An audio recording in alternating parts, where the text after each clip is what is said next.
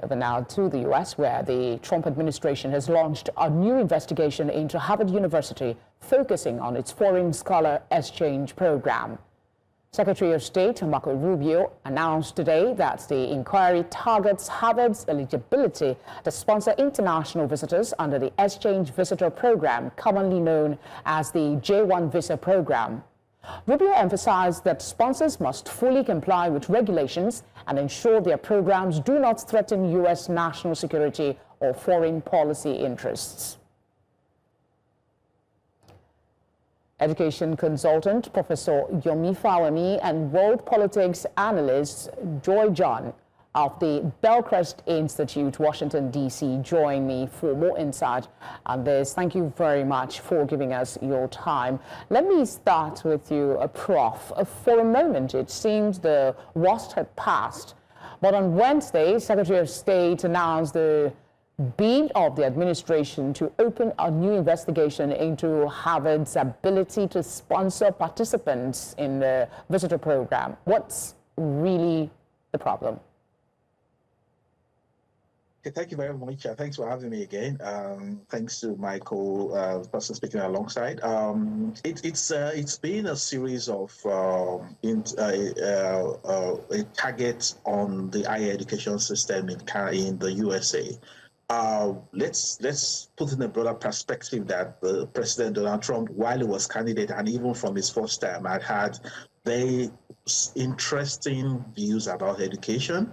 And so in his first term, for example, there have been introduction of taxes into the fund of higher educational institutions, not so much. But by the second term, his campaign, he had talked a lot about things like defunding education, where he started to talk about what he's going to do to the Ministry of Education, as in the role of the federal in education. And then, of course, the target on the 4 or 5 most prestigious universities. So there was a direct attack with the fact that he had views that he felt that the federal should not be so much involved in education, and the education should be devolved to the states. And then some direct attacks. And it's part of the Donald Trump strategy for making a difference. He goes after the leader of the pack because that's what brings the maximum effect. That's what brings the biggest challenge.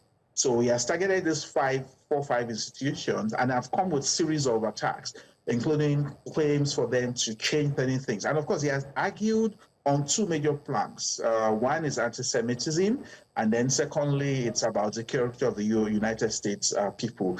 And all of this, again, comes from what happens in Gaza.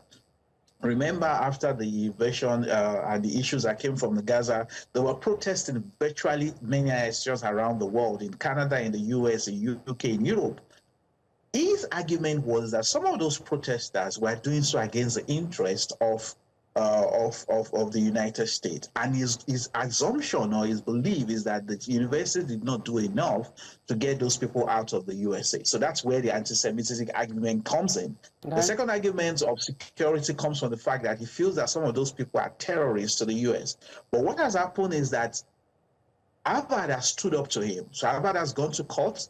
Harvard had success in most of the cases they have filed in court. There was still an hearing this week. We're going to get judgment very soon. So Harvard seems to be winning. But some of the other universities are folding. Just this week, one of the universities decided to do settlement. So what we're having is some university trying to settle and be friendly and pay the money or whatever needs to be done. But Harvard is going to court and fighting. And if nobody can fight Donald Trump, Harvard should be the person that should take the lead because they have the money, they have the resources, they have a reputation.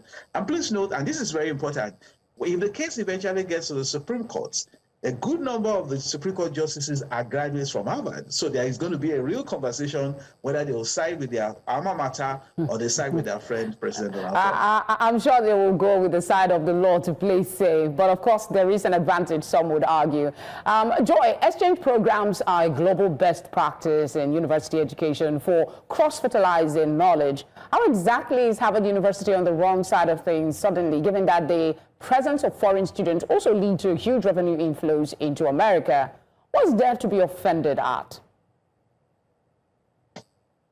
Thanks for having me. That is what makes this so puzzling. One of the things that has always made the United States stand apart is its welcoming disposition to talent from all over the world. No matter where you come from, you can make it, and it gives you the opportunity and the platform to do so. Over the years, it's been this way. It's been a long-standing tradition. We have welcomed bright minds. And in return, they have contributed to research, reputation, and programs here. And exchange programs overall are a big part of that. And over the years, Harvard has had for decades, Harvard has implemented these programs responsibly. And let's not forget that foreign students bring in billions of dollars to the United States coffers annually and also contribute to several programs that we have in several ways. They bring in research and reach perspectives and all of that. So I think when a leading institution like Harvard here is being, or will I say is being questioned so publicly, I think the concern is not just about this one school. It's about whether we are closing that door, that liberal door on what has long made American educational system so exceptional. Prof, what might be the consequences for Harvard's international communities, like professors, researchers, and J-1 students if the university loses the exchange program eligibility? Also, how could this affect U.S. higher education global standing?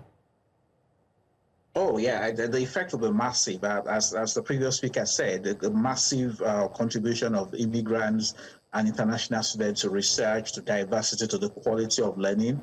There was a study that was done by one of the foremost journals on research, and they tried to get the views of some of the best brains of the world if they will be willing to go leave the US. And many of them offered to leave because of the things that, interestingly, some countries are now designing programs to attract those same students.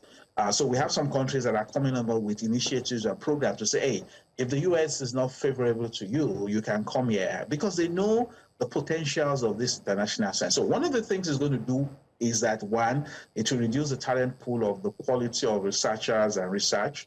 Secondly, it will also reduce the income coming to Harvard University and all the other universities, because don't forget, some of these international students, they pay higher fees than the local students. So it's going to be an attack on the finances. Thirdly, if those universities start to reduce the diversity, then the powers of those universities and their influence start to reduce. You want to think about it.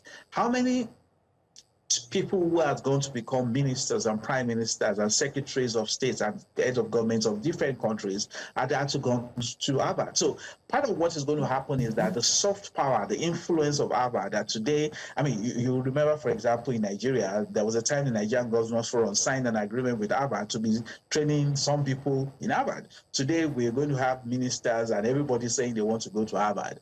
If this thing stops, that soft power starts to go, that reputation starts to go. Okay. And you know, one of the very strange things is, this is your best university. Who destroys his best university under any condition? I guess that will give a little more credence to my next question to Joy. Harvard characterized the investigation as a retaliatory response that violates its First Amendment rights. Is that correct? As may also feel that the president is simply hiding under the cover of national security to bully the institution and advance the MAGA policy? You know, I tell you, Harvard has every right to raise questions about the timing and also the intent behind all of this. And the First Amendment argument is serious here.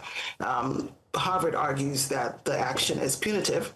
It's a punitive measure for exercising its freedom of speech. And they view this demands from the Trump administration as an overreach of government power and a violation of the First Amendment, which of course, entitles them to the freedom of academic freedom, I would say. But on a national stage, the pressure, the optics matter. If national security is being used selectively, only applied to certain institutions, I think it does start to look more like politics than policy here.